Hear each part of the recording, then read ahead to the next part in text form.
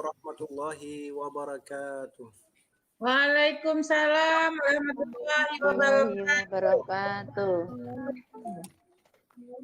Sebentar saya mau cek sistem. Apakah sebelum kita mulai kita cek dulu.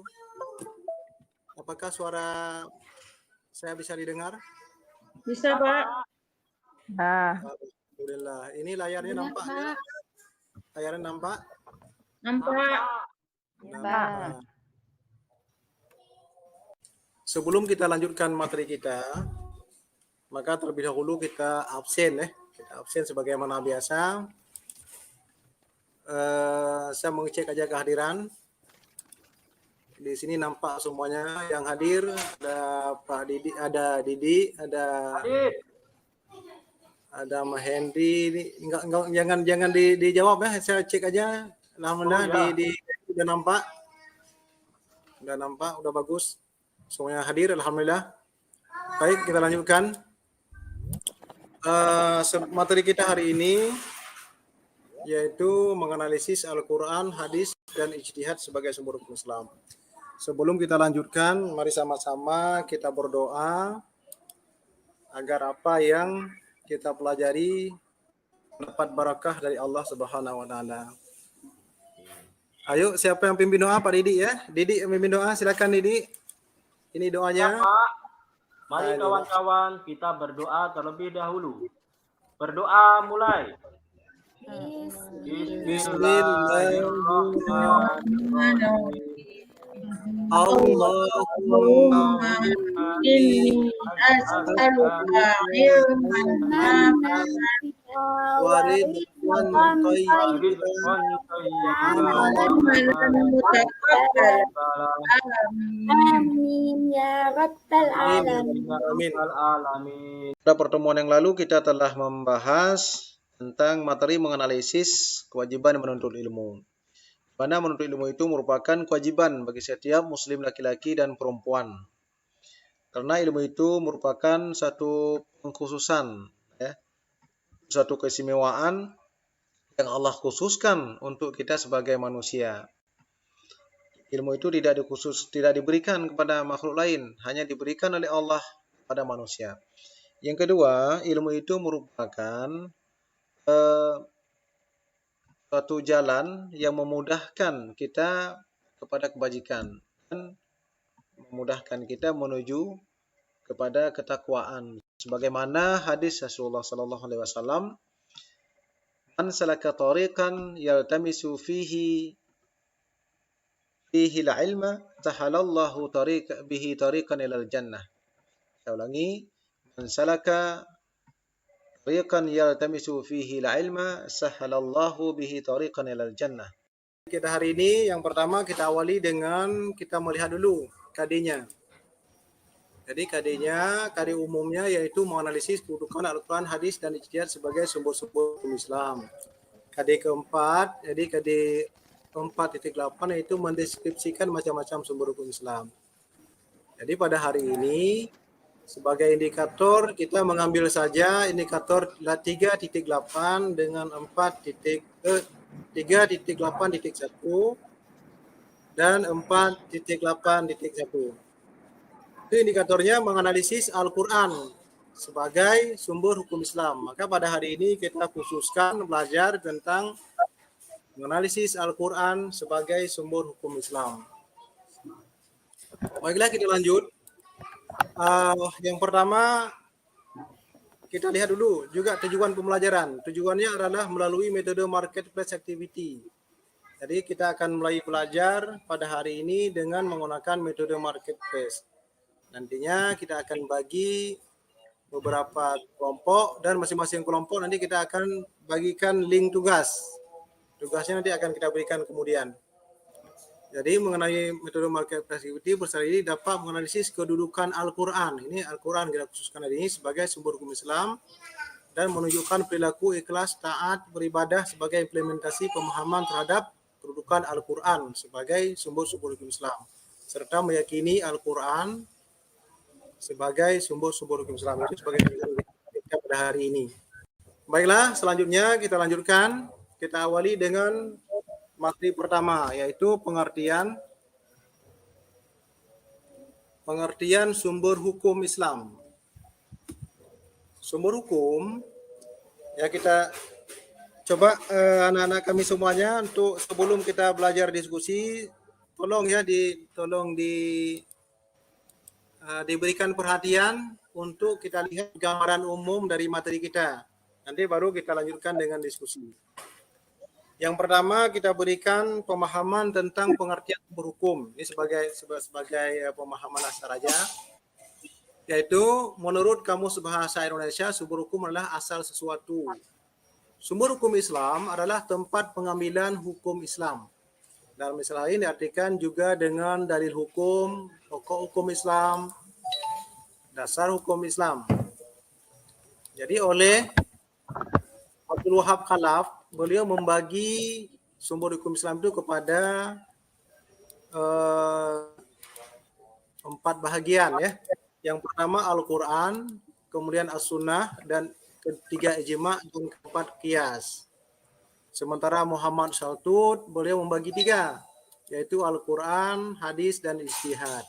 Yang pada hari ini kita akan coba mendalami ataupun menganalisis Al-Quran sebagai sumber hukum Islam.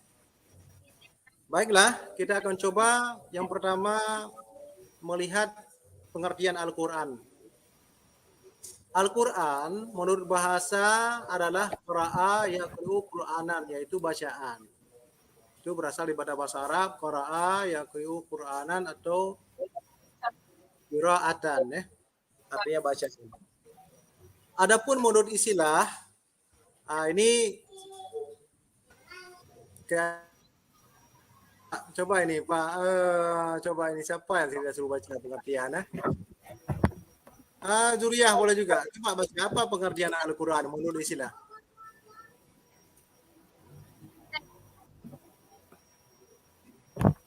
Saya Pak. Saya Pak. Ya, saya ke Zuriyah aja. Coba silakan dibaca dulu. Zuriyah, jangan jawab lain. Ya. Ya, belum jawab. Coba apa pengertian Al-Quran? Oh, kayaknya ya Sinyal. untuk suaranya. Ya jelek dia. Ya boleh, bagus sekali. Kita coba.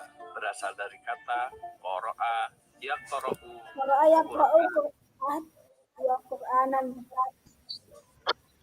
Ya boleh, bagus sekali. Kita berikan A+. Kita lanjutkan. Ya. Al-Quran dari segi bahasa berasal dari kata qara'a yaqra'u Qur'anan, yang berarti sesuatu yang dibaca atau bacaan. Dari segi istilah, Al-Quran adalah kalamullah yang diturunkan kepada Nabi Muhammad SAW dalam bahasa Arab, yang sampai kepada kita secara mutawatir, ditulis dalam mushaf, dimulai dengan surah Al-Fatihah dan diakhiri dengan surah An-Nas. Bacanya berfungsi sebagai ibadah, sebagai mukjizat Nabi Muhammad SAW, dan sebagai hidayah atau petunjuk bagi umat manusia. Sebagai sumber hukum Islam, Al-Quran memiliki kedudukan yang sangat tinggi. Ia merupakan sumber utama dan pertama, sehingga semua persoalan harus merujuk dan berpedoman kepada Al-Quran. Para ulama mengelompokkan hukum yang terdapat dalam Al-Quran ke dalam 3 bagian.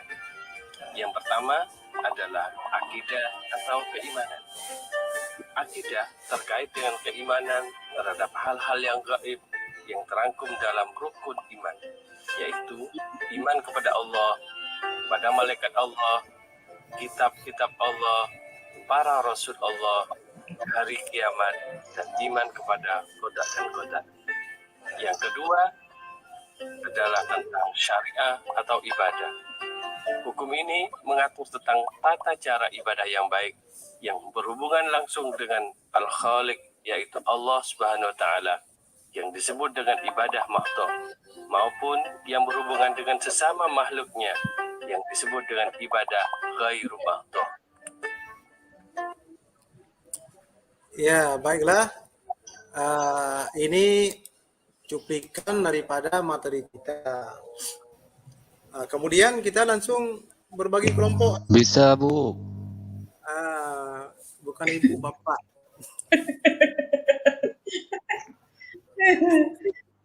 Ya, kita bagi kelompok sesuai dengan data list di sini, yaitu kita bagi Pak, berbahaya. berdiri aja Pak Kepul. Pak bolos tadi dia tuh Pak. Jangan Ya, jangan baiklah.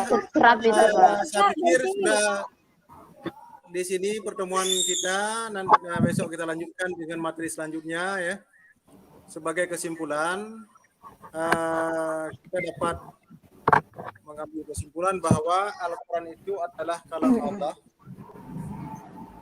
Bacaan biasa, baca Al-Quran mempunyai nilai ibadah. Al-Quran merupakan mukjizat yang diturunkan kepada Nabi Muhammad SAW, dan juga Al-Quran memiliki keistimewaan yang luar biasa, di mana sampai sekarang tidak ada satu orang pun yang sanggup merubah baik titik maupun koma. Dan ini ditantang langsung oleh Allah Subhanahu wa taala dalam surah Al-Baqarah.